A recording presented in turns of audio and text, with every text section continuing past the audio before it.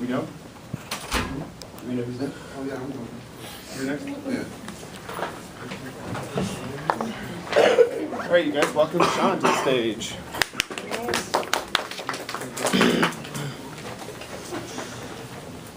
Ready? Yeah. 4 minutes. So when I was younger, I was a lot more outgoing, a lot more interested in doing new things and meeting new people. And so when I turned 14, my scout troop that I was in at the time, we decided to plan a week-long camp out in the middle of July. And we were deciding where to go, and eventually we settled on the beach, which, if you've ever been kidding on the beach, you know the beach is hot, the sand gets everywhere, and besides swimming, there's not really much to do. So we get there, and we set up our camp, and we're like, okay, let's go swimming now. And we all go out in the water. There's like maybe 8 of us kids, and we're out there just swimming in the water for 8 hours. We come out of the water, we eat, and we go to sleep, and we wake up the next day and do the same thing. And it got really, I kind of realized the second day this is going to be really repetitive. And so besides swimming, we were drinking water and applying sunscreen because it's the beach and you're going to get burned. And we all got a little burned, but there's this one kid in particular named Justin who wasn't applying sunscreen or drinking water like he should be. And he was getting red and angry. I remember one time at the camp out, he flipped out on some kid for no apparent reason.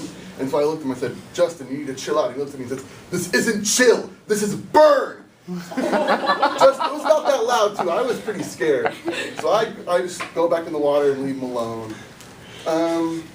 After that day, it was Wednesday came around and same thing was happening. I was bored, just playing in the water, so I decided I'm going to go out of the water and read a book I had brought. And so I'm taking huge steps, just going out of the surf, spraying water everywhere, and about 5 yards from the beach, something stings me on my left ankle. And I'm not sure what it is at the time. I hobble over to the campus site and look at one of the leaders who's reading a Stephen King book full of Stephen King short stories. And I say, something stung my foot. And so he kind of looks a little concerned and he closes his book, looks at my foot and says, just a stingray. And I'm not a jellyfish. I ruined the twist. He said it was just a jellyfish. I look at it and I say, there's a hole and it's bleeding a little bit. Are you sure that's a jellyfish? And he says, yeah, go pee on it. So I kind of set off on the journey. It's about 200 yards away. I'm hobbling over to the little porta potty. And about halfway there, there's a shower stall. And so I go to it and I turn the water on and spray my foot off a little more to look at it again. And I'm like, yeah, it's definitely a hole. And I'm about to set off on my trek again.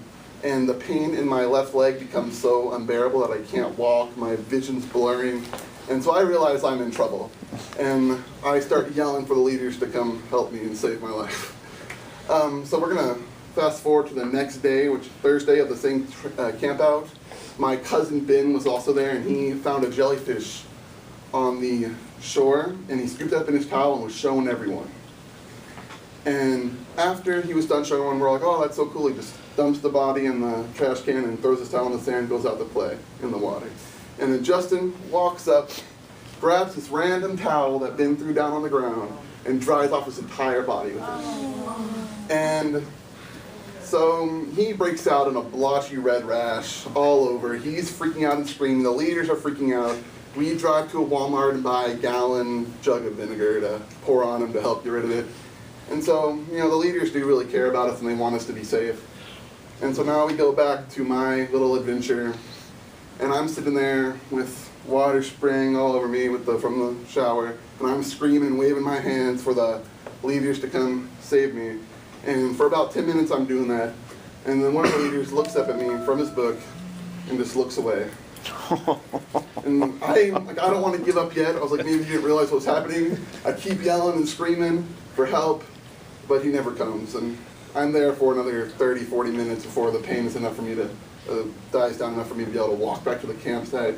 I hobble over there all indignant. I'm like, just staring them all down, not really saying much, giving them dirty looks. I go in my tent and read my book, and pretty much don't really care about anything for the rest of the camp out.